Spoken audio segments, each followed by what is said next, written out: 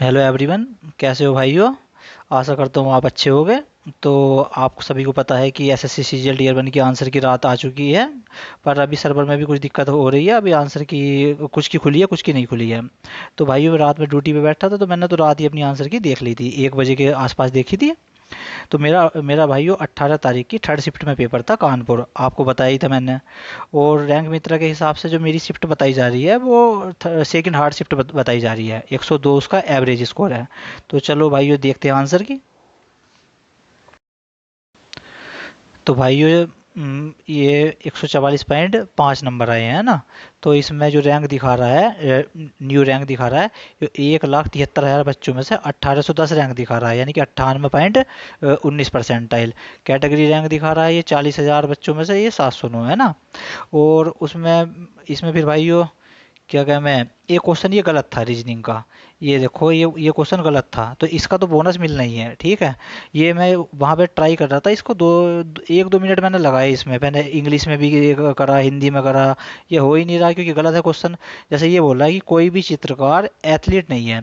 तो ये हो गया, मान लो ये हो गया चित्रकार, है ना, और ये हो गया एथलीट, है ना। तो ये है ही नहीं।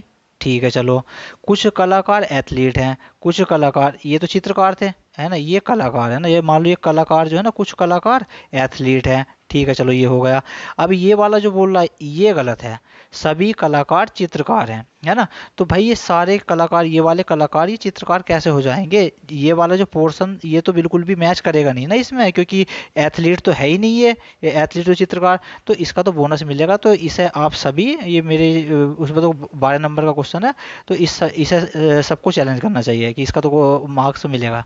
तो फिर भाई यो जैसे 144.5 दिखा रहा है ये नंबर, तो फिर नंबर हो जाएंगे 147 हो जाएंगे। 147। तो 147, जैसे मैंने तैयारी करी थी इस बार, थोड़ी मेहनत भी ज़्यादा करी थी, क्योंकि पिछली बार तो मेरा प्री नहीं निकला था।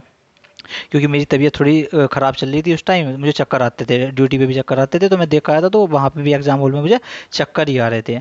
तो वो मेरा बिगड़ गया था पेपर। उसमें 141.7 नंबर थे मेरे, तो 4 नंबर से मैं बाहर हो गया था, 146 पे मेरिट गई थी पिछले साल। तो ये हो गया। और उसके बाद में अब इसमें सब्जेक्ट वाइज देख लो। जैसे कि मान लो रीजनिंग में इस टाइम दिखा रहा है ये 42.5 नंबर दिखा रहा है ना। पर ये 45 हो जाएंगे, क्योंकि ये क्वेश्चन बोनस मिल जाएगा। तो जीएस में 27 नंबर। मैथ में मेरा कोई क्वेश्चन, तुम्हें मैंने पहले ही बताया था कि मैथ में मेरा कोई क्वेश्चन गलत है ही नहीं, क्योंकि मैथ मेरा सही है, पहले से ही सही है। तो मैथ में 50 में से 50 हैं, ठीक है। और इसमें मैं इंग्लिश में मैंने पैसेज छोड़ दिया था, क्योंकि सब बोल रहे थे पहले ही कि पैसेज बहुत भारी आ रहा है, ये आ रहा है, वो आ रहा है। तो मेरा माइंड सेट पहले से ही था कि मैं पैसेज अटैम्प्ट करूंगा ही नहीं, बाकी सब मैं टाइम दूंगा, पैसेज अटैम्प्ट करूंगा ही नहीं।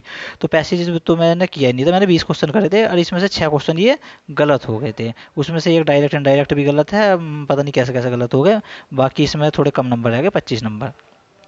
अब भाइयों मेंस की तैयारी करेंगे, है ना। तो ये जिन जिन भाइयों का प्री में अच्छे नंबर हैं तो वो मेंस की तैयारी में लग जाओ। और जिन भाइयों के अगर नहीं है तो वो डिमोटिवेट ना हो, ठीक है। क्या क्या मैं पिछली बार बताऊँ, मैंने भी वो काफ़ी तैयारी करी थी। और मैं भी मेरे रो स्कोर, मेरी पिछली बार भी 18 तारीख की थर्ड शिफ्ट में पेपर था, 18 तारीख की थर्ड शिफ्ट में। इस साल भी 18 तारीख की थर्ड शिफ्ट में। पिछली बार भी सेंटर कानपुर गया था, इस बार भी सेंटर कानपुर। तो अब पिछली बार मैंने काफ़ी मेहनत करी थी, पर जब शरीर ने साथ नहीं दिया तो नहीं हुआ। तो इससे डिमोटिवेट होने का कोई वो नहीं है, ठीक है। अगले साल थोड़ा अच्छे तरीके से कम बैक करो, है ना।